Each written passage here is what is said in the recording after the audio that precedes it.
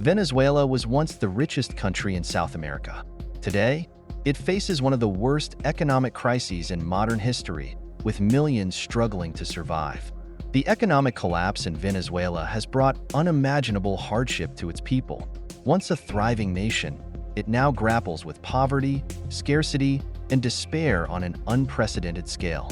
The roots of Venezuela's economic disaster are deep and complex.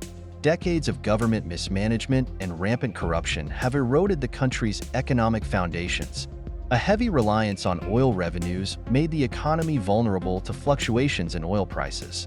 When prices plummeted, the government's inability to adapt, coupled with massive debt and poor fiscal policies, triggered a downward spiral.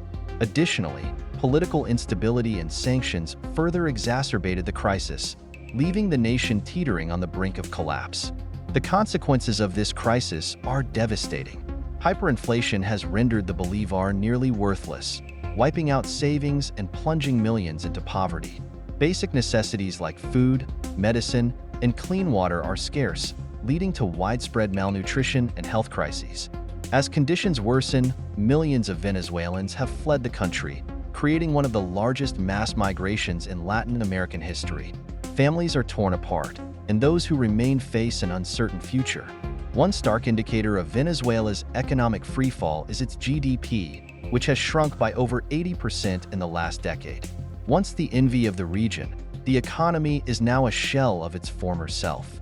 Over 90% of the population lives in poverty, with many relying on remittances from relatives abroad to survive.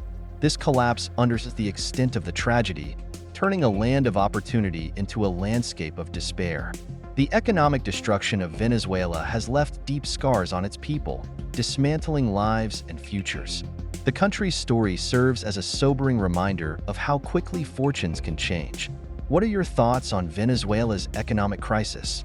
Share them in the comments and explore our next video to learn about other countries facing economic challenges.